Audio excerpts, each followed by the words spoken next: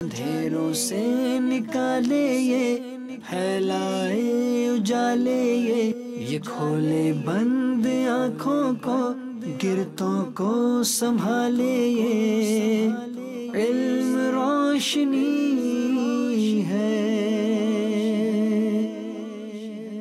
अल्हम्दुलिल्लाहि रब्बिल आलमीन वस्सलातु वस्सलामु अला सय्यिदिल मुरसलीन अम्मा बाद फ़अऊज़ु बिल्लाहि मिनश शैतानिर रजीम बिस्मिल्लाहिर रहमानिर रहीम। अस्सलातु वस्सलामु अलैका या रसूल अल्लाह, अस्सलातु वस्सलामु अलैका या हबीब अल्लाह, अस्सलातु वस्सलामु अलैका या नबी अल्लाह व अला आलिका व अस्हाबिका या नूर अल्लाह। सरकार दो आलम नूर मुजस्सम शाह बनी आदम सल्लल्लाहु ताला अलैहि व आलिहि वसल्लम का फरमाने आली शान है, जो बंदा मुझ पर एक मर्तबा दुरूद पाक पढ़ता है अल्लाह ताला उस पर 10 रहमतें नाजिल फरमाता है। सल्लु अलल हबीब सल्लल्लाहु ताला अला मुहम्मद सल्लल्लाहु अलैहि वसल्लम। मदनी चैनल के नाजरीन, अंधेरे से उजाले की तरफ हम एक बिलखुसूस पाकिस्तान की बात करें तो हम एक मुस्लिम माशरे में रहते हैं और हमारी अपनी अक़दार हैं, हमारी एक अपनी तहजीब है, हमारी एक अपनी अखलाकियात है, हमारी ज़िंदगी गुजारने के अपने अदब आदाब और तौर तरीक़े हैं। लेकिन गुज़श्ता चंद सालों से या दहाइयों से हमारे माशरे में कुछ ऐसी चीज़ों को फ़रोग़ दिया जा रहा है जो हमारी माशरती अक़दार और हमारी अखलाकियात के ख़िलाफ़ हैं। और ये जो चीज़ें फ़रोग़ पा रही हैं, ये दरअसल हमें इस्लामी तौर तरीक़े से हटाने के लिए, ये दानिस्ता हो या नादानिस्ता हो, लेकिन इनके पीछे जो जज्बा कारफरमा नज़र आता है वो यही है कि मुसलमानों के अंदर से जो इस्लामी रूह है उसको निकाल दिया जाए। मैं नाच गाने की तरफ आपकी तवज्जो ले जाना चाहता हूँ, जो हमारे माशरे में और बिलखुसूस कुछ स्कूलों में आम होता चला जा रहा है।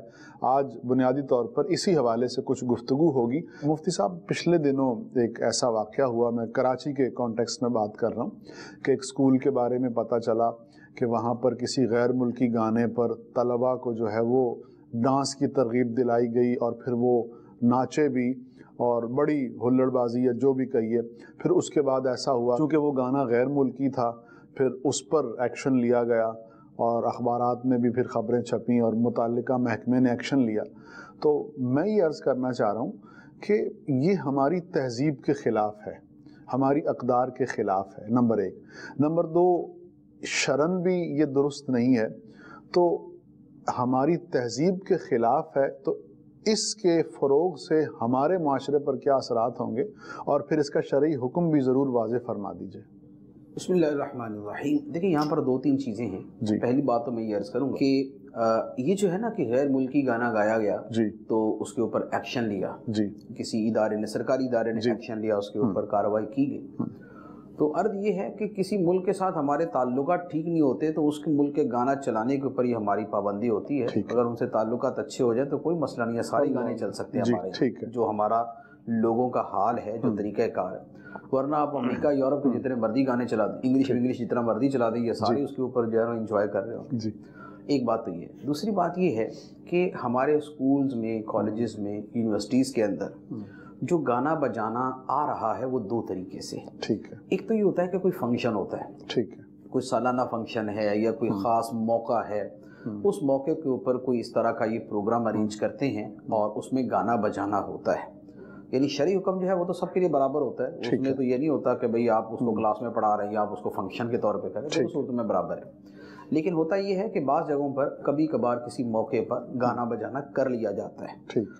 ये भी हमारे कल्चर के भी खिलाफ है और हमारी दीन की तालीमात से भी हट कर है। ठीक है। लेकिन इससे ज़्यादा ख़तरनाक चीज़ जो हो रही है वो ये है कि अब कई स्कूल ऐसे बन रहे हैं या कई स्कूल ये करने जा रहे हैं कि बाकायदा उसमें जो मौसीकी की क्लासेस हैं वो पीरियड के तौर पे रखी जा रही हैं। और स्कूल्स के अंदर मौसीकी की क्लासेस बाकायदा पीरियड के तौर पे रखी जा रही, उसमें गाना और बजाना दोनों ही सिखाया जाता है। मौसीकी बजाना भी सिखाया जाता है, गाना गाना भी उसके अंदर सिखाया जाता है। और इसके लिए बाकायदा उस्ताद हायर किए जाते हैं। इसके लिए उस्ताद भी हायर करते हैं और इसके लिए इंस्ट्रूमेंट्स वगैरह भी होते हैं। इसके लिए जो प्रॉपर इसके लिए जो होना चाहिए, लवाजिमात हैं, जो हॉल या कमरा रूम वगैरह होना चाहिए, वो भी किया जाता है। देखिए, दोनों सूरतें ही हमारे कल्चर के भी खिलाफ हैं और हमारी दीन की तालीमात के भी खिलाफ हैं। ठीक। लेकिन यहाँ पर एक तो मैं ये अर्ज़ करूँगा कि हमारे जो लिबरल्स लोग हैं, जो इस तरह की चीज़ें मुल्क में लाना चाहते हैं, आम करना चाहते हैं, फैलाना चाहते हैं, इनका एक बड़ा अजीबोगरीब मुतज़ाद रवैया होता है। ठीक। अच्छा, वो मुतज़ाद रवैया क्या होता है, मैं उसका रीज़न भी आपको अर्ज़ करूँगा। मुतज़ाद रवैया क्या होता है कि जैसे मिसाल के तौर पे अगर तो ये मुख्तलिफ मौक़े के ऊपर रसूमात होती, शादी की रसूमात होती है, अब शादी की रसूमात के अंदर गाना बजाना भी होता है। ठीक। अगर वहाँ पर कलाम किया जाए ना कि भाई शादी की रसूमात पे ये गाना बजाना जो है जिस अंदाज में राय जाए ये जायज़ नहीं है, तो ये बोलते हैं जनाब ये हमारा कल्चर है, हमारी सकाफ़त है, सकाफ़त सदियों में बनती है, ये हमारा सकाफ़ती विरसा है। ठीक है। अब तो सकाफ़त को उठा के जेब में भी डाल देंगे, सर पे भी रखेंगे, आंखों के साथ भी लगाएंगे, चूम चाट के उसको जना वो अपने गले में डाल के फिर रहे होंगे। लेकिन अगर यही सवाल अब मैं स्कूल वाली जगह पे करूं कि जनाब यहाँ हमारे मुल्क के स्कूलों का कल्चर ये है कि यहाँ गाना बजाना नहीं होता। ठीक है। यहाँ गाने बजाने की क्लासेस नहीं होती। स्कूल के अंदर बच्चों को गाना सिखाना, मौसीकी सिखाना, ये यूरोप का कल्चर है। ठीक है। ये हमारे मुल्क का कल्चर नहीं है। ठीक है। जब ये बात करेंगे ना तो यहाँ कल्चर को 3 तलाक दे के साइड में करेंगे। ठीक है। और बोलेंगे नहीं नहीं नहीं जनाब, आज़ादी होनी चाहिए और रोशन ख्याली होनी चाहिए और जो दिल करे वो करना चाहिए, ये तो इंटरटेनमेंट है, ये वो है। यानी मतलब ये हुआ कि बेसिकली तो ना इनका को कल्चर पे दीनी मान है, ना इनका को कल्चर के खिलाफ के ऊपर है। ठीक। असल है नफ्स परस्ती। ठीक है। ख्वाहिश परस्ती। अल्लाह। लिहाजा वो ख्वाहिशात की जो उस ख्वाहिशात पर अमल करना है, उनके पीछे चलना है, असल वो करना है। ठीक। जहाँ कल्चर के नाम पे हो सकता है वहाँ कल्चर के नाम पे कर दो। ठीक है। ठीक। और जहाँ वो कल्चर के बिल्कुल अगेंस्ट है वहाँ बोलेंगे कि दानिश ये होती है कि रिवायात के खिलाफ चला जाए, सकाफत के भी खिलाफ चला जाए, कल्चर के भी खिलाफ चला जाए, कोई क़ुयूद ना हो, बाउंड्रीज ना हो, हुदूद ना हो। ज्यादा एक और लंबी छोड़ेंगे तो एक जुमला रटा हुआ है, फन की हुदूद नहीं होती। ठीक है। ठीक है। फन की हुदूद नहीं होती तो भाई फिर मुल्कों की हुदूद भी खत्म कर दो। ठीक है। फन की हुदूद नहीं होती तो रुए जमीन की भी हद नहीं है। ठीक है। लेकिन नहीं वहाँ होती है, यहाँ नहीं होती। तो बात ये है कि ये जस्ट लोगों को बेवकूफ बनाने के ढंग और ढोंग हैं कि आप कभी कल्चर का नाम इस्तेमाल कर लेते हैं, कभी आप उसके लिए एंटरटेनमेंट का लफ्ज इस्तेमाल कर लेते हैं। लिहाजा अगर हम इनको यूँ समझाने जाएंगे ना कि जनाब देखिए हमारे कल्चर के खिलाफ है, मशरकी अक़दार के खिलाफ है, ये बोलेंगे जी लानत मशरकी अक़दार के ऊपर, यानी ये इस तरह का कोई जुमला बोल के, क्योंकि ऐसे आपको काली करतूतों और काले कौलों वाले लोग मिलेंगे कि जो इस तरह के जुमले बोलेंगे जी कौन सा कल्चर, किधर का कल्चर, कौन सी सकाफत, ये मरदूद सकाफत है, मरदूद, वो यूं कर कर आके सारे अपने सड़ियल जुमले बोल के तो आपको फारिग कर देंगे। ठीक है। तो इसलिए अगर तो थोड़ा बहुत कोई शऊर है, कोई अपने कल्चर या सकाफत की को कदर इज्जत है किसी के दिल में और अपने बाप दादा के कल्चर की कोई इज्जत कदर है, तो फिर तो चले जी वो बंदा तो इस जुमले से समझ जाएगा कि उसको कहा जाए यार देखें हमारे स्कूलों कॉलेजों के अंदर ये कल्चर नहीं है, आप वो कल्चर क्यों ला रहे हैं जो बेहयाई का है, बेशर्मी का है और जो है वो न जाने किस तरफ लेके जाने वाला है। तो फिर तो ये बातें समझाई जा सकती हैं अगर कोई आदमी वाक़यातन किसी दलील को मानने वाला है। ठीक है। लेकिन अगर कोई दलील को मानने वाला नहीं है, और मोस्टली लिबरल्स और सेकुलर्स को यही देखा है कि ये कोई दलील पर कोई दलील काम नहीं करती, तो लिहाजा हम बहरहाल एक इत्माम हुज्जत और समझाने के तौर पर भी बोल देते हैं। और इसके अलावा जो जिन मुसलमानों को ये मुतासिर करते हैं उनके एतबार से ये कलाम करते हैं कि भाई आपने कलिमा ला इलाहा इल्लल्लाह पढ़ा है, ये नहीं पढ़ा कि कल्चर के अलावा कोई खुदा नहीं है। आपने ये नहीं पढ़ा हुआ कि कल्चर अल्लाह का रसूल है। कल्चर जो है वो जितनी हद तक काबिल कबूल है उतनी हद तक ही काबिल कबूल है। वरना कल्चर तो ये भी था कि शौहर के मरने के साथ जो है वो बीवी को जिंदा जला दिया जाए, ये भी कल्चर था जी। तो आपने इस कल्चर को क्यों बंद किया और क्या आप इसकी तायद करेंगे? नहीं करेंगे। तो अगर आप इस तरह की बात करके या कोई इंसानियत का रेफरेंस देकर, कोई आप अजमत इंसानियत का रेफरेंस देकर अगर आप ऐसे कल्चर को बंद कर सकते हैं तो अर्ज़ ये है کہ انسانیت کی عظمت سے اوپر اسلام کی عظمت ہے. مسلمان کے لیے اسلام پہلے نمبر پہ ہے, خدا کا فرمان پہلے نمبر پہ ہے, اس کے رسول صلی اللہ علیہ وآلہ وسلم کا حکم پہلے نمبر پہ ہے. تو اب یہ جو گانا ہے, بجانا ہے, موسیقی ہے, ان سب کے حوالے سے قرآن و حدیث کیا فرماتے ہیں وہ بڑی واضح تعلیمات ہیں.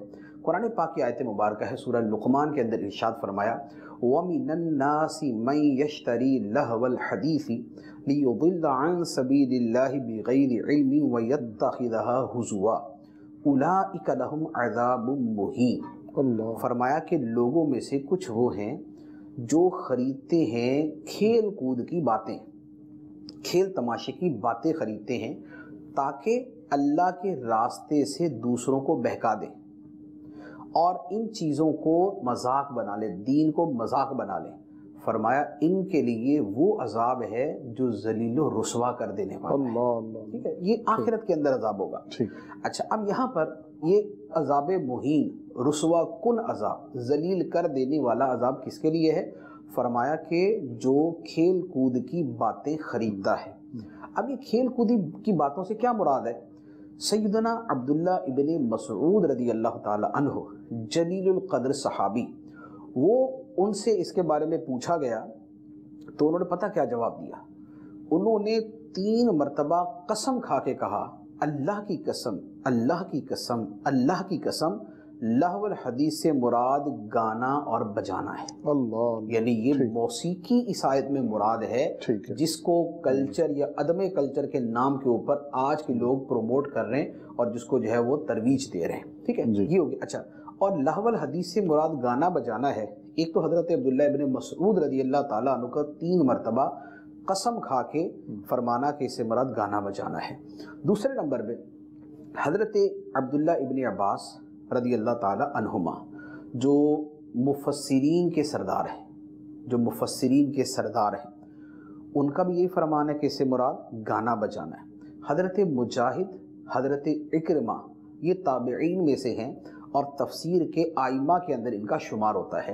انہوں نے بھی فرمایا کہ اس آیت مبارکہ میں لہو الحدیث, کھیل کود کی باتوں سے مراد گانا بجانا اور آلات موسیقی ہے. ٹھیک ہے, لہذا یہ بات جو ہے نا یہ تو بالکل ڈٹرمنڈ ہے, یہ طے شدہ ہے کہ قرآن مجید کی اس آیت کے اندر کھیل کود کی باتوں کی مذمت کی گئی, اس کے اوپر رسوا کن عذاب کی وعید سنائی گئی, اور ان کھیل کی کود کی باتوں سے مراد گانا بجانا اور یہ ساری موسیقی ہے.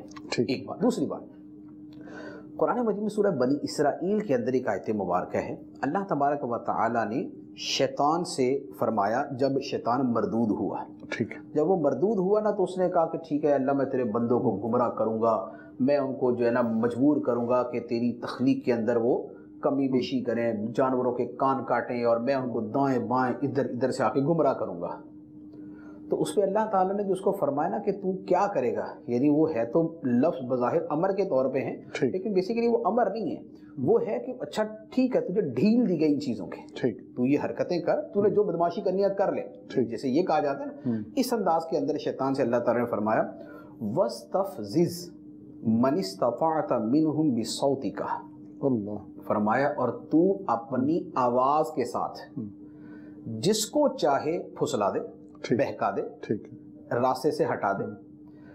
علماء نے, مفسرین نے اس آیت کی تفسیر کے اندر بھی فرمایا کہ یہ جو فرمایا نا کہ تو اپنی آواز کے ساتھ جس کو چاہے سیدھی راہ سے پھسلا دے اور ہٹا دے, اس آواز سے مراد گانے اور بجانے کی آواز. اللہ, کیونکہ شیطان کس آواز کے ذریعے لوگوں کو خواہشات میں ڈالتا ہے, کس آواز کے ذریعے ان کے دل کے اندر بری خواہشات پیدا کرتا ہے, کس آواز کے اندر ان کو مگن کر کے اللہ کی عبادت سے دور کرتا ہے, نمازوں سے دور کرتا ہے, اور ان کے دل میں غلیظ خواہشات پیدا کر کے ان کو بدکاری تک لے کے جاتا ہے. وہ کون سی آواز ہے؟ اس کے اوپر بھی تابعین نے فرمایا کہ اس سے مراد گانے بجانے کی آواز.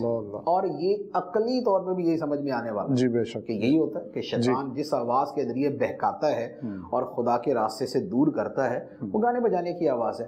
یعنی یہ اس کی शैतान की आवाज़ों में से एक आवाज़ है। इसके अलावा भी अहले बातिल की तकरीरें हैं, दहरियों की तकरीरें हैं, और जो इस्लाम से फेरने वाले उनकी वो भी इसी ज़ुमरे में आती है, वो भी सारी इसी ज़ुमरे के अंदर आती है। लेकिन गाना बजाना भी इसी ज़ुमरे में दाखिल है, इस इतलाक़ के अंदर शामिल है। ठीक है, ये कुरान मजीद की दूसरी आयत मुबारक अर्ज़ की।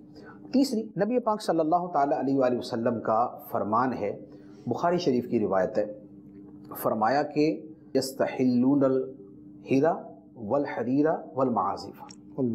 फरमाया कि मेरी उम्मत में से कुछ लोग क़यामत के करीब ऐसे होंगे जो बदकारी को भी हलाल करार देंगे, रेशम को भी हलाल करार देंगे, और आलाते मौसीकी को भी हलाल करार देंगे। अल्लाह। ये कुर्बे क़यामत की निशानियाँ, और जिन चीज़ों के साथ रख कर आलाते मौसीकी को बयान किया उनकी हुर्मत पर पूरी उम्मत का इत्तेफाक।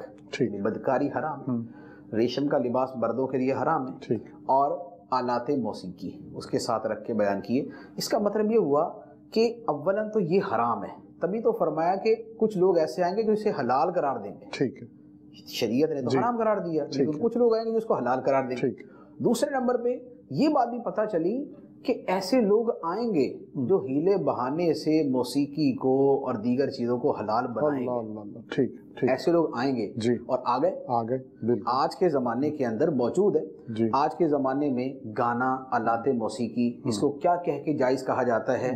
नंबर एक, जनाब ये तो एंटरटेनमेंट की चीज़ है, ये तो रूह की ग़िज़ा है, ये तो जस्ट अपने आप को फ्रेश करने के लिए होती है, इससे क्या फ़र्क पड़ता है? ऐसे बीसियों चीज़ें होंगी कि जिनके नाम लेकर ये उस, जैसे वो बनी इसराइल के यहूदियों ने किया था ना, कि उन्होंने वो किया था, वो सब्त वाला जो मछलियाँ पकड़ने के लिए हीला किया था, तो ये हीला आज के बहुत सारे वो भी हैं जो न्यूली क्रिएटेड मुज्तहिदीन है, वो भी हैं, और इसके अलावा जो लिबरल्स और सेकुलर्स टाइप के लोग हैं वो भी हैं कि जो उसे नहीं जी इससे क्या हो जाता है, मासूमियत सी है, मासूम सी बातें, मासूम सी शरारतें, वो इन अल्फाज के साथ भी इसको हलाल करार देते हैं। तो ये मामला है।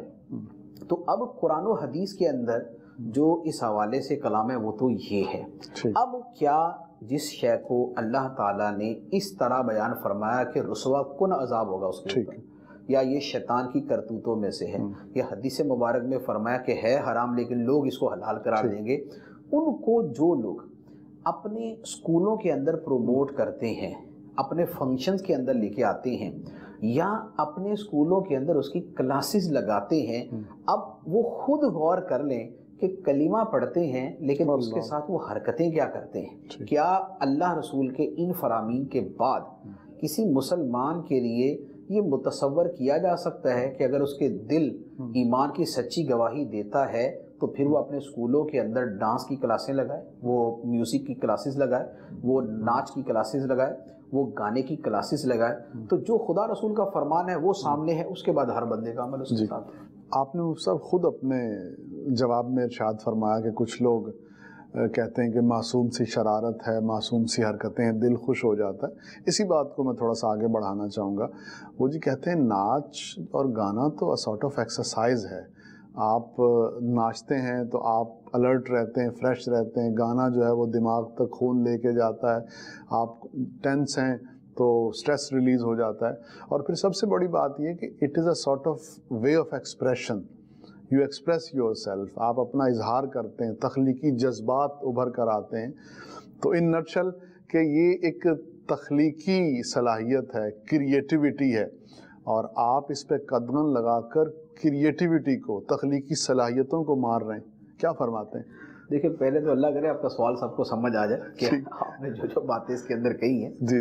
बात ये है कि अगर ये स्ट्रेस को रिलीज़ करने के लिए, ख़त्म करने के लिए, ठीक है, टेंशन दूर हो जाती है, स्ट्रेस ख़त्म हो जाता है, तो भाई दुनिया के सारे मुल्कों के जितने सदर और वज़ीर आज़म है ना, उनको सबसे पहले डांस करना चाहिए।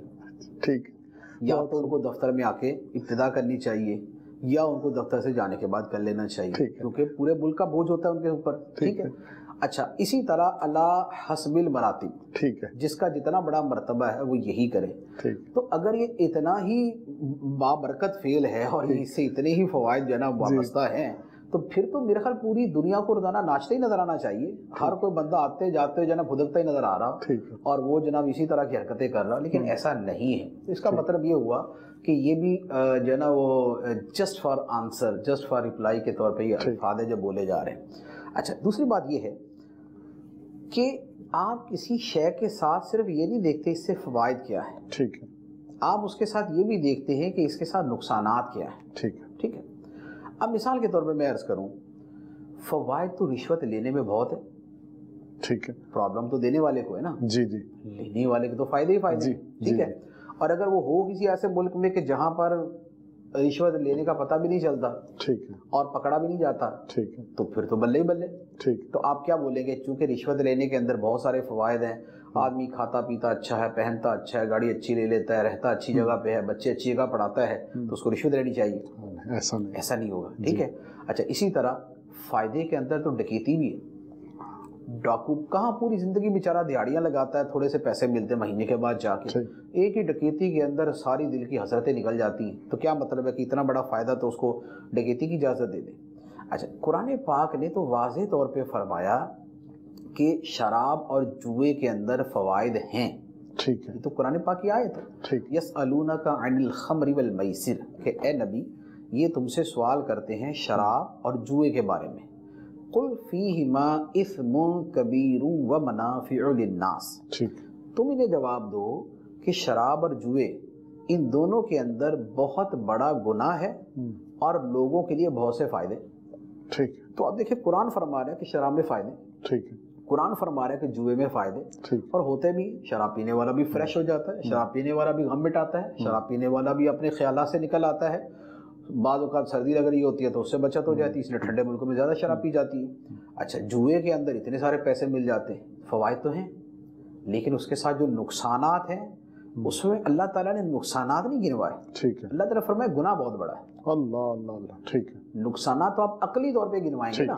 کہ بھئی جوئے کے اندر اگر ایک بندے کا فائدہ ہے تو جس کا نقصان ہوا وہ ایک آدمی نے 1 کروڑ کما لیا، لیکن جس کا 1 کروڑ گیا، اللہ، جس کا گھر بکا، جس کا زندگی کی جمع پونجی ختم ہوگی، اس کا کیا بنے گا؟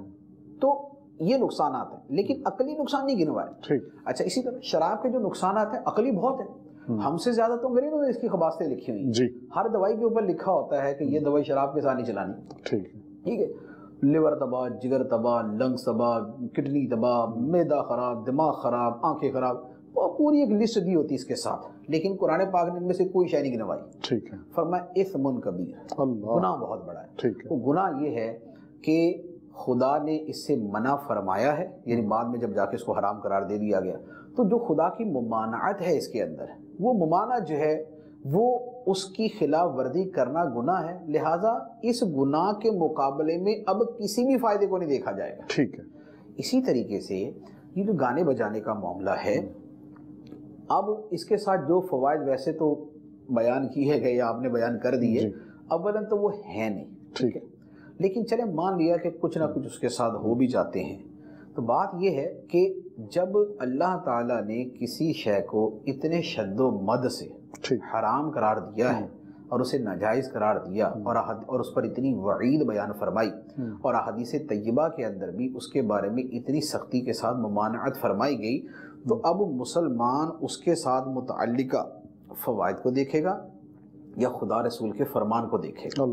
مسلمان کا تو طریقہ ہی یہ ہے کہ وہ خدا کے فرمان کو پہلے دیکھتا ہے، فوائد اس کے بعد ہے، فوائد اس کے بعد ہے، ورنہ تو اگر فوائد اور منافع پر مدار رکھ کے اپنی زندگی کے فیصلے کرنے لگ جائیں گے تو پھر جو کلمہ پڑھا وہ خدا کا رسول کا نہیں پڑھا ہوا، پھر وہ فوائد اور منافع کا پڑھا ہوا ہے، پھر خدا رسول کا حکم آپ کے لیے فائنل نہیں ہے، آپ کے لیے جو مفاد، آپ کی مفاد پرستی ہے، جو آپ کے ذاتی منافع ہیں، ذاتی فوائد ہیں، وہ پھر جو ہے وہ دوسروں کے اوپر فوقیت رکھتے ہیں، جبکہ مسلمان کا یہ طریقہ نہیں ہے۔ بہت مرتبہ ایسا ہوتا ہے کہ کلمہ پڑھنے کے اوپر اس قدر انسان کو جو ہے مخالفت برداشت کرنا پڑتی ہے، تکلیفیں برداشت کرنا پڑتی ہے، تو اس کے لیے تو کلمہ پڑھنا پھر درست نہیں ہوگا، ٹھیک ہے، کیونکہ اس کے ساتھ اتنی تکلیفیں وابستہ ہیں، جان دینی پڑ جاتی ہے، لیکن ایسا نہیں ہے۔ کلمہ ہی پڑھا جاتا ہے. یہ نہیں دیکھا جاتا کہ جناب کلمہ نہ پڑھنے سے میں بڑا کمفرٹیبل ہوں, گھر پہ رہتا ہوں, گھر والے مجھے سہولیات دے رہے, کلمہ پڑھنے کی صورت میں گھر والے مجھے گھر سے نکال دیں گے, میری سہولیات کو ختم کر دیں گے, اس کو نہیں دیکھا جاتا. تو بات یہ ہے کہ یہ جتنے بھی تھوڑے بہت فوائد ہیں, اول تو ان سب کا ویسے متبادل موجود ہے. بھئی آپ کو فریش ہونا ہے اور ٹینشن آپ کو ختم کرنی ہے تو ویسے ہی ایکسرسائز کر لیں. ڈانس کے اندر ایسی کون سی مصیبت ایکسرسائز ہوتی ہے کہ وہ تو ٹھیک ہے اور آپ کو ویسے ایکسرسائز کرنے سے پرابلم ہو رہا ہے تو دوسری ایکسرسائز کر لیں آپ. تو لہٰذا اولا تو ان کے اندر جو فوائد ہیں اس کے متبادل چیزوں کے اندر فوائد موجود ہیں. لیکن میں یہ کہتا ہوں کہ اگر 100% ناچ گانے میں فائدے ہی فائدے ہوں, برکتیں ہی برکتیں ہوں اس کے اندر بقول غیر, اور اس کو ترک کرنے میں کوئی فائدہ بھی نہ ہو, لیکن اگر خدا رسول کا حکم آ گیا تو پھر تو یہی ہے کہ دن کو رات کہا تو رات ہے, رات کو دن کہا تو تو پھر دین ایمانی ہے. سبحان اللہ سبحان اللہ. تو مدنی چینل کے ناظرین, 100 باتوں کی ایک بات کہ جسے اللہ رب العزت نے اور اس کے پیارے محبوب صلی اللہ علیہ وسلم نے حرام قرار دے دیا, وہ حرام ہے, وہ ناجائز ہے, اگرچہ اس کے بہت سے منافع ہوں, اور جو حلال ہے تو وہ حلال ہے. اور ہمیں حلال و حرام میں شرعی احکامات کو دیکھنا ہے. فوائد و نقصانات ضمنی چیزیں ہیں, وہ ہمیں معلوم ہوں یا نہ ہوں, لیکن اصل چیز جو ہے وہ شرعی احکامات جیسے بیان کیے گئے ہیں ویسے ہی ان پر عمل کرنا ہے. وہ سب گانے باجے کی بات ہو گئی, اسکولوں کے حوالے سے گفتگو ہو گئی. ذرا سا اور اس چیز پہ میں چاہوں گا کہ آپ روشنی ڈالیے کہ اس طرح کے جو اسکول ہیں جس میں ایسی کلاسز کا اہتمام ہے, اس طرح کی تعلیم دی جاتی ہے, تو والدین جو اپنے بچوں کو اس طرف بھیجتے ہیں, اس طرح کے اسکولوں میں بھیجتے ہیں, تو ان والدین کی بھی تو کچھ شرعی ذمہ داری ہوگی. تو میں چاہوں گا کہ آپ اس حوالے سے تھوڑی سی مزید گفتگو فرمائیں کہ والدین کی شرعی ذمہ داری کیا ہے. دیکھیے, والدین کے حوالے سے جو ذمہ داری ہے اس میں میں یہ عرض کروں گا, قرآن مجید کی ایک آیت مبارکہ ہے, وَلَا تَزِرُ وَازِرَةٌ وِزْرَ أُخْرَىٰ, کوئی آدمی کسی دوسرے کے گناہ کا بوجھ نہیں اٹھائے گا. ٹھیک, ایک بندہ گناہ کرے گا تو اس کا گناہ اسی پہ ہے, دوسرے پہ نہیں. لیکن اس کے ساتھ قرآن پاک کی ایک اور آیت مبارکہ ہے, اور یہ لوگ ضرور اپنے گناہوں کے بوجھ کے ساتھ ساتھ دوسروں کے گناہوں کا بوجھ اٹھائیں گے. اب ایک آیت میں فرمایا کہ کوئی کسی کے گناہ کا بوجھ نہیں اٹھائے گا, دوسری میں فرمایا کہ اپنے گناہوں کے بوجھ کے ساتھ ساتھ یہ اور بھی کچھ بوجھ اٹھائیں گے جو دوسروں کے گناہوں کے ہوں گے. اب اس پر سوال ہوا کہ بھائی اس کے درمیان تطبیق اور موافقت کیسے ہوگی.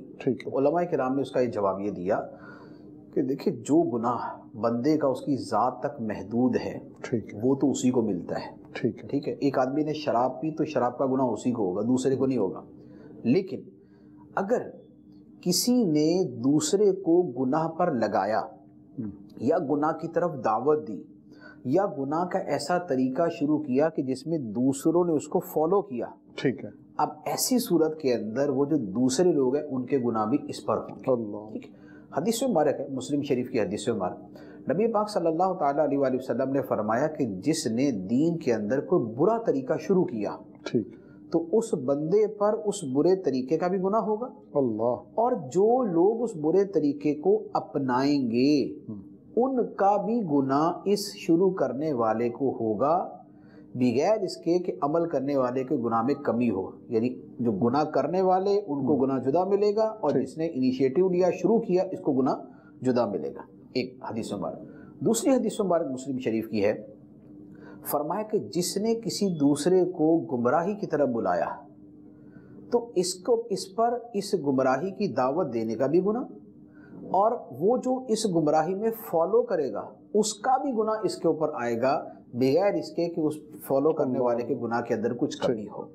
تو بات یہ ہے کہ جو بندہ یا تو گناہ کا طریقہ شروع کرتا ہے, جیسے مثال کے طور پہ اگر ہمارے ملک میں کسی نے اسکولوں کے اندر یہ ڈانس کی اور میوزک کی کلاسز شروع کی, جس کو دیکھا دیکھی دوسروں نے شروع کی, تو اس کا مطلب یہ ہوا کہ اس نے برا طریقہ ایجاد کیا. اب پیچھے 10,000 اسکول بھی شروع کریں گے تو سب کا گناہ اس کو ضرور ملے گا, کیونکہ شروع اس نے کیا. تو جس نے گناہ کا طریقہ شروع کیا یا جس نے دوسرے کو گناہ کی دعوت دی, دونوں صورتوں کے اندر بعد والے لوگوں کا گناہ اس پہلے والے بندے پر ہوتا ہے.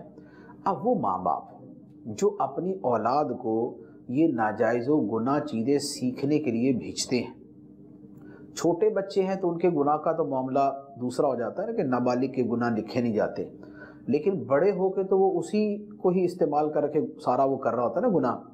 تو ان کے گناہ جبکہ وہ بچے ہیں ان کو ابھی گناہ نہیں مل رہا، لیکن ماں باپ کو پھر بھی مل رہا ہے. اللہ بچوں کو نہیں مل رہا لیکن ماں باپ کو مل رہا ہے کہ یہ تو اس کی بری تربیت کے اندر پورے دخیل ہیں اور پورے اس کے اندر حصہ لے رہے ہیں، اور بڑے ہو کے جو وہ کرے گا اس معاملے کے اندر اس کا گناہ ان ماں باپ کو ملے گا.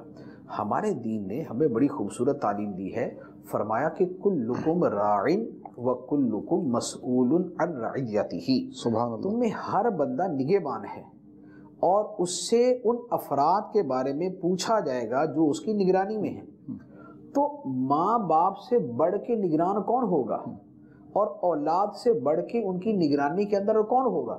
اولاد جو ہے وہ تو ٹوٹل ڈیپینڈنٹ ہوتی ہے اپنے ماں باپ کے اوپر. ماں باپ ان کو مدرسے میں داخل کرا دے تو ماں باپ کی مرضی ہے، وہ اسے اسکول میں داخل کروا دے تو ان کی مرضی ہے، وہ اسے نیکی سکھانے والے اسکول میں داخل کرا دے تو ان کی مرضی ہے، وہ انہیں ڈانس اور گانے والے اسکول میں داخل کرا دے تو ان کی مرضی ہے. بچے کے اندر تو فیصلے کی قوت نہیں ہوتی، وہ تو اپنے فیصلے نہیں کر پاتا. بڑا ہوتا ہے، سمجھ بوجھ آتی ہے تو اپنے فیصلے شروع کرتا ہے، ورنہ دنیا کے اندر 3-4 سال کا بچہ جو ہے اس کے ماں باپ بھی فیصلہ کرتے ہیں. تو لہذا یہ ماں باپ جو اپنے بچوں کو ایسی جگہوں پر بھیجتے ہیں کہ جہاں پر ان کو گناہ کی تربیت دی جا رہی ہے، تو بچوں کو گناہ تو نہیں ہوگا نابالغی کی عمر میں، لیکن ان کو بھیجنے والوں کو گناہ ضرور ہوگا. تو لہذا وہ اپنی ذمہ داری کو سمجھیں. دین نے تو ان کو رتبہ یہ دیا ہے کہ تم اچھی تربیت کرو، ان کو ذمہ داری یہ دی ہے کہ تم اچھی تربیت کرو. حدیث مبارک کے اندر فرمایا گیا کہ والدین کی طرف سے، والد کی طرف سے اولاد کے لیے بہترین تحفہ یہ ہے کہ اسے اچھے آداب سکھائے. سبحان اللہ. اور اچھے آداب کے اندر ادب دین جو ہے، دین کا ادب جو ہے یہ سب سے مقدر، یہ سب سے فوقیت رکھتا ہے. تو والدین کی ذمہ داری تو یہ ہے، اور یہ الٹا اس کو اٹھا کے ناچنے والا بنا دیں یا ناچنے والی بنا دیں، اس کو گانے والا بنا دیں یا اس کو گانے والی بنا دیں، تو یہ تو اپنی ذمہ داری سے بغاوت جدا ہے، اور اس کے ساتھ جو گناہ جاریہ کا سلسلہ ہے وہ جدا ہو جائے گا. اللہ اللہ اللہ. اسی ٹاپک کے حوالے سے مفتی صاحب ایک اور بات، ہمارے معاشرے میں اس طرح کے اسکول بھی ہیں جہاں پر یہ چیزیں باقاعدہ سکھائی جا رہی ہیں، ان کو پروموٹ کیا جا رہا ہے. تو اب یہ چیزیں عام ہو رہی ہیں اور ان کی پروموشن ہو رہی ہے، جا بجا اب نظر آنا شروع ہو گئی ہیں. تو پھر اس کا حل کیا ہے؟ کیسے اس کو ٹیکل کیا جائے؟ دیکھیں، اس طرح کے جتنے معاملات ہیں جو گناہ کے معاملات ہوتے ہیں ان کے حوالے سے کئی حل ہوتے ہیں، لیکن ایک حل تو وہ ہے کہ جو شریعت نے ہمیں ہر جگہ ہی بتایا ہے، وہ یہ ہے کہ برائی کو، جہاں پر برائی کو پاؤ تو تم اسے روکنے کی کوشش کرو. اگر ہاتھ سے روک سکتے ہو تو ہاتھ سے روکو، ہاتھ سے نہیں روک سکتے تو اسے زبان سے روکو، زبان سے نہیں روک سکتے تو اس کو دل میں برا چلو. اب جہاں تک ہاتھ سے روکنے کا تعلق ہے تو یہ تو ہوتا ہے اصحاب اقتدار کے ساتھ، حکومت کے ساتھ، گورنمنٹ کے ساتھ، اور جو یعنی یہ ادارے ہوتے ہیں ان کے ساتھ. جو پبلک ہے یا جو علماء ہیں یہ تو کوئی سزا دے کے خود سزا نہیں دے سکتے، کسی کو مار کے نہیں روک سکتے، لہٰذا یہ والا معاملہ تو حکومت کے ساتھ ہو جاتا ہے. لیکن ایٹ لیسٹ زبان کے ساتھ روکنا جو ہے یہ تو سب کا ہی کام ہے، یہ صرف علماء کے ساتھ خاص نہیں ہے، اس کے اندر تو عوام بھی شامل ہے. کیونکہ قرآن مجید نے جو یہ فرمایا کہ تم نیکی کا حکم دیتے ہو، برائی سے منع کرتے ہو، تو اس سے شروع میں یہ نہیں ہے کہ تم علماء ہو کہ نیکی کا حکم دیتے ہو، برائی سے منع کرتے ہو. فرمایا کہ تم مسلمان امت ہو، تم بہترین امت ہو جو یہ کام کرتے ہو. تو یہ تو امتی کا کام ہے. اب امتی ہونے کے اندر تو عالم بھی شامل ہے، غیر عالم بھی شامل ہے، عوام بھی شامل ہے. تو لہٰذا یہ سب کی ذمہ داری بنتی ہے. تو لہٰذا زبان سے روکنے کا کام یہ تو سب کر سکتے ہیں. اب اس میں جن کے بچے پڑھتے ہیں وہ بھی جا کے زبان سے کہہ سکتے ہیں، اور جن کے بچے نہیں پڑھتے لیکن ان کو معاملے کا پتہ ہے وہ بھی جا کے سمجھا سکتے ہیں کہ بھائی آپ یہ گانا بجانا سکھا رہے ہیں. ہم جو بچوں کو اسکول بھیجتے ہیں وہ ڈانسر بننے کے لیے نہیں بھیجتے، گویا بننے کے لیے نہیں بھیجتے، ہم ان کو جو ہے یہاں پر ایجوکیشن اور تعلیم کے لیے بھیجتے ہیں. لہذا آپ اس برائی کو ختم کریں. تو ایک تو ہے دعوت دینا، نیکی کی دعوت دینا، برائی سے منع کرنا. اچھا، یہ جو دوسرا درجہ ہوتا ہے نا زبان سے روکنے والا، اس پہ ہزاروں لاکھوں لوگ قادر ہوتے ہیں، لیکن افسوس یہ ہے کہ اب نیکی کی دعوت دینے کا اور برائی سے روکنے کا جو جذبہ ہے وہ بھی دن بدن ختم ہوتا جا رہا ہے. اب ایک سیکولر سوچ جو ہے وہ پروان چڑھتی جا رہی ہے کہ بھائی دوسرا بندہ جو بھی کرتا ہے کرنے دے، ہمیں کیا اس سے، جی اس کا فعل اس کے ساتھ، ہمارا عمل ہمارے ساتھ. ہمارے دین کی یہ تعلیم نہیں ہے. ہمارے دین کی تعلیم ہے کہ برائی دیکھو، ہاتھ سے روک سکتے ہو تو روکو، ورنہ زبان سے روک سکتے ہو تو زبان سے روکو. تو لہذا زبان سے روکنے والا معاملہ ہونا چاہیے. یہ تو ہے پہلی بات. دوسری بات یہ ہے کہ دیکھیں جن کے بچے پڑھتے ہیں وہ تو فیس دیتے ہیں، مفت کھاتے کے اندر تو کوئی بھی اسکول نہیں چلتا. لہذا جو لوگ فیس دے کے پڑھا رہے ہیں وہ تو جا کے باقاعدہ احتجاج کر سکتے ہیں کہ ہم نے اپنے بچوں کو یہاں پر ناچنے اور گانے کے لیے نہیں بھیجا. ہم نے ان کو یہاں پر خواہ وہ اردو پڑھیں، وہ اسلامیات پڑھیں، وہ انگلش پڑھیں، وہ میتھ پڑھیں، وہ جغرافیہ پڑھیں، وہ دیگر جو بھی سائنسز پڑھائی جاتی ہیں وہ پڑھیں. ہم نے اس کے لیے بھیجا ہے. لہذا آپ ان کو وہ تعلیم دو. یہ ناچنے گانے والی تعلیم آپ نہ دیں. یہ جن کے بچے پڑھتے ہیں وہ جا کے احتجاج کر سکتے ہیں. آخر دیگر معاملات کے اندر بھی تو احتجاج کیا جاتا ہے. اگر وہاں پر کسی اسکول کے اندر کوئی پیریڈ مسلسل خالی جا رہا ہے اور بچے آ کے بتاتے جی ہمارا تو فلاں ٹیچر ہی نہیں ہے، وہ تو آ ہی نہیں رہا کئی دنوں سے، تو ماں باپ سارے پہنچے ہوتے ہیں، نہیں جی ہم پیسے دیتے ہیں، پیریڈ روزانہ خالی جا رہا ہے، یا کوئی اور میٹر سامنے آئے تو فوراً جا کے بولتے نا. تو بھائی اگر آپ اپنے بچے کی کسی فزیکل نیڈ کے لیے یا کسی تعلیمی ضرورت کے لیے آپ جا کر کلام کر سکتے ہیں تو پھر آپ بچے کی اخلاقی، دینی، اسلامی نیڈ کے لیے، ضرورت کے لیے بھی تو جا کے بات کر سکتے ہیں. تو لہذا یہ جا کے بات کریں. ورنہ یہ ہے کہ آپ بچوں کو ہٹا لیں وہاں سے، بول دیں ٹھیک ہے جی ہم یہ اس کام کے لیے نہیں اپنے بچے بھیجتے. اگر نہیں آپ باز آتے تو ٹھیک ہے ہم اپنے بچے ہٹا رہے ہیں. 10 فیملیاں میں کہتا ہوں اپنے بچے ہٹا لیں تو یہ سارے اسکول والوں کو جتنے کلچر یاد آتے ہیں اور جتنے مغربی کلچر یاد آتے ہیں، جتنی انٹرٹینمنٹ یاد آتی ہے ان کی ساری نکل جائے گی. کیونکہ ان کا تو پیسے کے لیے تو سارا کر رہے ہوتے ہیں. اتنے جناب یہ وہ ہوئے کہ جناب ہم تو جناب علم عام کر رہے ہیں اور علم نور ہے، روشنی عام کر رہے ہیں، ایسا جو ہے نا وہ بس کب کہیں کہیں ہوتا ہوگا. ورنہ پیسے کمانے کے لیے اسکول سسٹم کھلے ہوتے ہیں. آپ ان کے بچے ہٹائیں، ان سے پیسے دینا بند کریں، فیسیں کم ہوں تو یہ جناب مرغا بن کے بھی آپ کو جناب وہ ڈانس گانا بند کر دیں گے سارا کچھ. تو لہذا یہ راستہ جو ہے کہ آپ احتجاجن آپ بچوں کو روک، اور احتجاجن کیا آپ حکم شریعت کے طور پر بچوں کو ہٹائیں وہاں سے کہ نہیں ٹھیک ہے ہم نہیں پڑھاتے، ہم تعلیم کے لیے بھیجتے ہیں، یہ ناچ گانے کے لیے نہیں بھیجتے یہاں پر. تو یہ ایک سیدھا سیدھا طریقہ ہے، اسٹریٹ فارورڈ طریقہ ہے. آپ اس کو اختیار کریں تو یہ برائی جو ہے یوں کر کے ختم ہو جائے گی.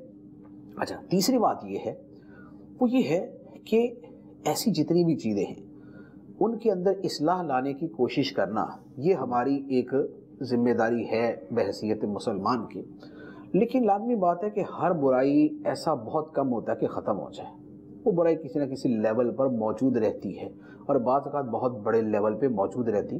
اور آج کے زمانے میں خوف خدا جتنے لوگوں کے دلوں میں ہے وہ آپ کے سامنے ہی ہیں کہ بہت کم لوگ ہیں کہ جن پہ کوئی آیت حدیث اثر کرے اور وہ واقعتاً ایسا کر لے کہ جناب اسکول سے گانا باجا بند کر دیں. تو لہذا ایسی جگہوں پر طریقہ یہ ہوتا ہے کہ وہاں پر متبادل دیا جائے. آپ متبادل وہ اسکول سسٹم شروع کریں کہ جن کے اندر آپ اسلام کے قوانین کے، قواعد کے، اصولوں کے مطابق تعلیم دے سکیں، جس میں گانا باجا نہ ہو، ہاں اس میں تلاوت و نعت ہو، سبحان اللہ. جس کے اندر گانا باجا نہ ہو، ہاں اس کے اندر آپ وطن کے ساتھ محبت دیں. جس کے اندر گانا باجا نہ ہو، ہاں ان کے اندر غلبہ اسلام کا، اسلام کی محبت، دین کی محبت آپ پیدا کریں. تو آپ متبادل ایسے اسکول دیں. اب یہ ایک پرمنٹ حل ہوتا ہے، یہ ایک عظیم حل ہوتا ہے، یہ بہت مفید حل ہوتا ہے. اور ہمارے دین کے ایک بنیادی حکمتوں میں سے یہ ایک حکمت بھی ہے کہ ہمارے دین نے ہمیں بہت ساری جگہوں پر متبادل دیے. مثال کے طور پہ گناہ کی جتنی صورتیں ہیں آپ کو اکثر و بیشتر صورتوں کے اندر ان کے متبادل آپ کو مل جائیں گے. جیسے آپ کھانے کے اندر دیکھ رہے ہیں، کھانے کے اندر اللہ تعالیٰ نے بہت سی چیزیں حرام کی. جیسے خنزیر حرام ہے، مردار حرام ہے، بہت سے جانور ہیں جن کا گوشت کھانا حرام ہے. لیکن جو حلال ہیں ان کی کثیر تعداد ہے، بہت بڑی مقدار ہے، اور اسی کے ساتھ پوری دنیا کے لوگوں کی نیڈ پوری ہو سکتی. آپ دنیا سے پورے خنزیر کو ختم کر دیں تو آپ کو گائے، بکری، مرغی کا گوشت ہی کفایت کر جائے، آپ کو اسی کی پروڈکشن کافی ہو جائے گی. تو حرام کے ساتھ اللہ تعالیٰ نے اس کا حلال راستہ بھی ہمیں عطا فرما. شراب کو حرام کیا نا، باقی جناب ہزار قسم کے مشروبات ایسے رنگ برنگے مفرح قلوب اور دلوں کو ٹھنڈا کر دینے والے موجود ہیں.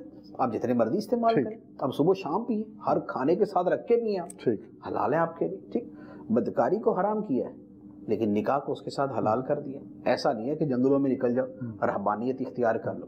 تو ہمارے دین کا طریقہ یہ ہے کہ حرام چیزوں کی جہاں ممانعت فرماتا ہے اس کے ساتھ بکثرت اس کی متبادل جو حلال صورتیں ہوتی ہیں وہ بھی عطا فرماتا ہے. اب یہ تعلیم کا نظام ہے, تعلیم کا جو سسٹم ہے, اگر اس کے اندر کسی اسکول کے اندر بے دینی کو ایڈ کیا جا رہا ہے, کسی اسکول کے اندر لادینیت ساتھ سکھائی جا رہی, کسی اسکول کے اندر جو ہے لبرلزم ساتھ ڈالنے کی کوشش کی جا رہی, یا گانا بجانا اس کے اندر ڈالا جا رہا ہے, تو پھر اس کا متبادل دین کی اس حکمت کو سامنے رکھ کے یہ بنتا ہے کہ اس کے مقابلے کے اندر جو اسلامک رولز کے مطابق اسکول ہیں وہ بھی شروع ہوں اور وہ بھی چلیں, اور وہ ایک آدھ کسی جو ہے نا وہ فرد کا کر لینا کفایت نہیں کرتا. دنیا بڑی وسیع ہے. آپ کیا فیجی کے جزائر سے لے کے اور افریقہ کے آخری کونے تک کیا آپ یہ بولیں گے کہ ایک اسکول سسٹم کافی ہو جائے گا؟ ایسا نہیں ہوگا. جو مسلمان درد دل رکھنے والے ہیں, جو خوف خدا رکھنے والے ہیں, جو دین کی سینسٹیویٹی کو سمجھتے ہیں, جو یہ سمجھتے ہیں کہ میری یہ ذمہ داری ہے کہ بحیثیت مسلمان میں دین کو اور اسلام کو میں اس کی ترویج کے لیے کوشش کروں اور میں گناہ کو روکنے کے لیے کوشش کروں, تو اس طرح کے بہت سے افراد کو ایفرٹس کرنی ہوں گی, اس طرح کے بہت سے افراد کو انیشیٹو لینا ہوگا, ابتدا کرنی ہوگی, اور وہ جگہ جگہ اپنے اپنے انداز کے اندر کام کریں گے تو اس کے ذریعے پھر ایک متبادل ملے گا. اور یہ ایک پرماننٹ حل ہے, یہ ایک مستقل حل ہے کہ جس کے ذریعے اس برائی کا مقابلہ کیا جا سکتا ہے. سب یہ ساری جو باتیں ہم نے ڈسکس کی, بالخصوص ناچ گانا, یہ گویا کہ ایک آزادی کی قسم ہے اور آج لوگ آزادی چاہتے ہیں. بات کیسے شروع کریں گے کہ انسان آزاد پیدا ہوا ہے, اس کو آزاد ہی رہنا چاہیے, اس کو آزاد ہی رہنے دیجئے. مذہب ایک قید ہے اور انسان کو مذہبی قیود میں جکڑا ہوا نہیں ہونا چاہیے بلکہ اسے آزاد ہونا چاہیے. کیا فرماتے ہیں آپ؟ دیکھیں یہ تو جملہ ہی عجیب ہے کہ انسان جیسے پیدا ہوا اس کو ویسے ہی رہنا چاہیے. جب بچہ پیدا ہوتا ہے تو اس کو بولنا نہیں آتا تو ساری زندگی گونگا رہنا چاہیے اس کو. تو یہ کوئی بات ہی نہیں ہے کہ بھئی کسی قسم کی قید نہیں ہونی چاہیے. بات یہ ہے کہ چونکہ مذہب قید لگتا ہے تو لہذا وہاں تو بول دیا کہ انسان تو آزاد پیدا ہوا ہے, مذہبی قیود نہیں ہونی چاہیے. تو بھئی انسان آزاد پیدا ہوتا ہے, اس پہ کوئی ملکی قانون کی بھی قید نہیں ہونی چاہیے, اس پر معاشرے کی کسی قید کو بھی نہیں ہونا چاہیے, اس پر کلچر اور ثقافت کی کسی قید کو نہیں ہونا چاہیے, اس پر خاندانی کوئی قید نہیں ہونی چاہیے. تو کیا اس کو بھی تسلیم کریں گے؟ نہیں کر سکتے نا. ہر بندہ جو شعور رکھتا ہے وہ سمجھتا ہے کہ بھئی انسان جو ہے وہ معاشرے میں رہتا ہے, وہ جنگل میں نہیں رہتا. جنگل کے اندر رہنے والے جانور بغیر کسی قید کے رہتے ہیں. ان کے اوپر نہ لباس کی قید ہوتی ہے, نہ ان کے اوپر کھانے پینے میں کوئی قید ہوتی ہے, نہ ان میں لڑنے مرنے کے اندر کوئی قید ہوتی ہے, جو مرضی کرتے رہیں. لیکن انسان جانور نہیں ہے, انسان انسان ہے. لہذا اسے اپنی جو فیملی کی جو چیزیں ہوتی ہیں اس کو قید نہیں کہا جاتا, اس کو بعض اوقات ذمہ داری کہتے ہیں, اسے بعض اوقات لحاظ کرنا کہتے ہیں. تو جو باشعور اور تمیزدار انسان ہوتا ہے وہ بہت سی اس طرح کی ذمہ داریوں کا بوجھ اٹھاتا ہے, وہ بہت سی ایسی روایات کو اپنے جو ہے وہ ساتھ لے کے چلتا ہے.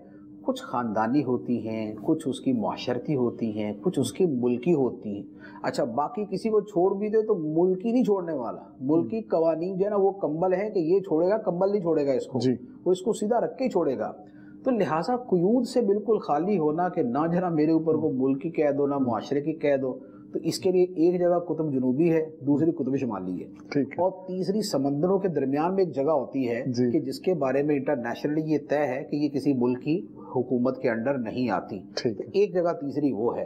لیکن بات یہ ہے کہ آپ تو ملک میں رہ کے بات کر رہے ہیں نا, نہ آپ قطب جنوبی میں رہتے ہیں نہ قطب شمالی میں رہتے ہیں, اور نہ آپ سمندروں کے اندر رہ رہے ہیں, اور وہ بھی تو بہرحال قیود تو وہاں بھی ہوتی ہیں, وہاں بھی آپ کو ماننا پڑے گا. تو لہذا یہ مذہب سے ایک جو تنفر ہے اور جو ایک بیزاری ہے یہ صرف اسی کا شاخسانہ ہوتا ہے, اور یہ اسی اپنی جو ہے نا تنفر کے اظہار کا ذریعہ ہوتا ہے کہ آپ باقی ہر شے کو تسلیم کرتے ہوئے جب دین کی اور مذہب کی باری آتی ہے تو آپ اس کے لیے جکڑ بندی کا لفظ استعمال کریں گے, آپ اس کے لیے بیڑیوں کا لفظ استعمال کریں گے, آپ اس کے لیے قیود کا لفظ استعمال کریں گے. تو محض یہ الفاظ کا کھیل ہے, یہ لفاظی ہے. ورنہ جیسی لفاظی آپ مذہب دین کے بارے میں استعمال کرتے ہیں، آپ برائے مہربانی وہی الفاظ آپ اپنے ملک کے قانون کے بارے میں استعمال کریں، یا جس جگہ پر آپ نوکری کرتے ہیں تو آپ اپنے اس آفس اور اپنے اس ادارے کے بارے میں وہی الفاظ استعمال کریں کہ جناب میں کام تو کرتا ہوں، مثال کے طور پہ جیسے ہم پاکستان کے اعتبار سے بات کریں کہ میں کام کرتا ہوں آبڈا کے اندر، ٹھیک ہے، بجلی کے محکمے میں، لیکن میں تو آزاد پیدا ہوا تھا، چونکہ میں آزاد پیدا ہوا تھا لہذا اس محکمے کی جکڑ بندیاں اور اس کی قیودات اور اس کی شکلز اور اس کی بیڑیاں اور اس کی ہتھکڑیاں آج سے میں توڑتا ہوں۔ وہ تمہیں نوکری سے باہر نکال دیں گے، پھر تم باہر بیٹھ کے بھیک مانگو گے مجھے نوکری دوبارہ دے دو۔ تو آپ صرف وہ بڑے بڑے الفاظ اور ہیوی الفاظ کو دین کے لیے استعمال کرتے ہیں، اور بقیہ جگہ پر آپ جا کے آپ کو وہاں ان کی چوکھٹ بھی چاٹنی پڑے تو وہاں پر تیار ہو جاتے ہو۔ تو لہٰذا یہ محض ایک فضول قسم کے جملے ہیں کہ جناب ہم تو آزاد پیدا ہوئے تھے تو ہمیں تو جکڑ بندیوں سے آزاد ہونا چاہیے۔ کون سی جکڑ بندیوں سے آپ کو آزاد ہونا چاہیے؟ تو مذہب جو ہے وہ تو آپ کو شعور دیتا ہے، آپ کو سمجھ ہی دیتا ہے۔ آپ بولتے ہیں مجھے شعور کی قید سے آزاد کر دیں، مجھے سمجھ کی قید سے آزاد کر دیں، مجھے عقل کی قید سے آزاد کر دیں، مجھے اچھی زندگی کیسے آزاد کر دیں، تو پھر جانوروں کی زندگی گزرے گی۔ تو لہٰذا یہ ایک فضول قسم کے جملے ہیں۔ فی نفسی جملہ ٹھیک ہے کہ انسان آزاد پیدا ہوا، لیکن وہ کسی خاص جگہ میں استعمال کیا جائے گا نا۔ انسان آزاد پیدا ہوا اس طرح کا جملہ تو غالباً حضرت عمر فاروق رضی اللہ تعالیٰ عنہ کا بھی، لیکن وہ اس اعتبار سے ہے کہ آپ ان کے اوپر اپنی طرف سے ایسی قیود وہ نافذ نہ کر دیں کہ جو عقل کے بھی خلاف ہے، دین کے بھی خلاف ہے۔ اس اعتبار سے اس کانٹیکس کے اندر کسی کا بڑا جملہ ہوگا، لیکن اس معنی کے اندر کہ جناب انسان آزاد پیدا ہوا لہذا ساری زندگی آزادی کو مقدر ہے، تو یہ درویشی والی پتہ نہیں کون سی باتیں جناب وہ کر رہے ہیں کہ جناب انسان کو آزاد ہونا چاہیے۔ بہت خوب۔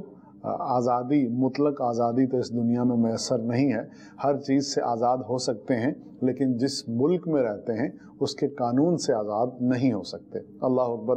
بہت خوبصورت طریقے سے سوال کا جواب دیا گیا۔ مدنی چینل کے ناظرین انشاءاللہ دوبارہ سلسلے کے ساتھ حاضر ہوں گے۔ اللہ کریم ہمارا حامی و ناصر ہو۔